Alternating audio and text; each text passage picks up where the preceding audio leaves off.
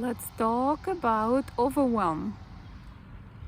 And the reason I want to talk about it is because it's such a common thing, um, and a lot of people experience it, including myself. I have experienced it today. So, overwhelm and how to deal with overwhelm. Overwhelm usually for me happens when there's a lot of things to do. We're all very busy, right? Where there's lots to do, and usually there's short amount of time for that, and we're kind of feeling the belief is perhaps that, oh, I can't do all of these things in a short period of time. For example, I am signed up for a training, and I was away traveling, and I kind of have some catching up to do, and I felt today that, oh my god, I need to do a week's worth of work in today, just in a couple hours that I have. And of course I started to feel overwhelmed. So here's how I'm dealing with it. Number one, I am checking in what I'm feeling and recognizing it for what it is. So I'm feeling overwhelmed. It manifests in my body as tightness, unease, and essentially shrinking. So once I recognize this, I think, okay, is it really, first of all, actually, do I really need to do all these things? And what is my ultimate goal? For example, for this training, it's supposed to help me with my business. What is the goal of my business? I want to just create more opportunities to do what I do with joy. I want to create joyful life, and I am creating it. I'm working on it. And so here's the question: do I need to suffer to create joy? And no, of course not.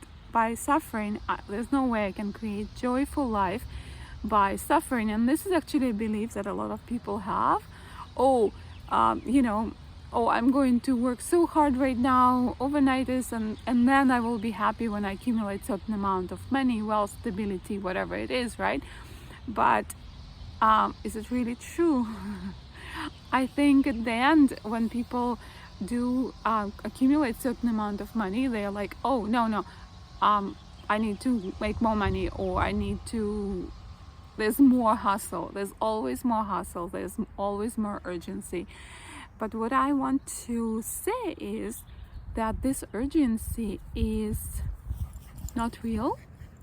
The urgency is basically a lie. I don't need to catch up.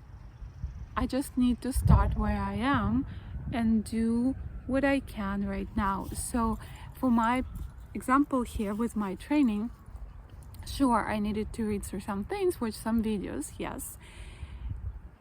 And I need to just take one little step. And the way I find what step to take is I ask myself, what would be the most fun thing that I can do right now? I can't do everything in one moment. I have to break it down anyway. And because I want to create joyful business, I need to create these little steps that are joyful and fun. So what is the fun part? Okay, I can create this video, which I'm recording right now. Wonderful. And then, so it becomes one step at a time, one joyful step at a time. It becomes about the journey, not the final destination. Because honestly, what is at the end? At the end, we all die. I don't want to be on my deathbed thinking, oh my god, I was rushing so much towards this end goal, and what do I have now? I just have to check out, and I have no happy memories. So instead, I want to create joyful path. I want to create good memories. So, okay, in summary, when overwhelm hits, give it some space and really step back and see it for what it is. Oftentimes, it's just a sense of urgency that's not really urgent. The only urgent things are when it's, something is threatening your life. That's urgent. If there's somebody having, a heart attack, that's urgent. But if I am quote unquote behind in my business training, you know what? It's not life-threatening. I'll be okay. Even if I don't do this training, it's fine. And then step number 2 is when you recognize that urgency is not real, then decide what is your ultimate goal for whatever it is you're trying to accomplish. And then break it up into small, tiny steps. We call them turtle steps in my world.